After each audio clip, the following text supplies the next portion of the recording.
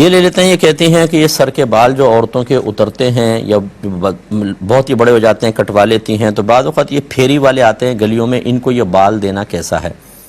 دیکھیں یہ بال جو ہیں یہ انسان کے جسم کا جزو ہوتا ہے اور اس کی خرید و فروخت شرعاً جائز نہیں ہے۔ مذہب اسلام کی روح سے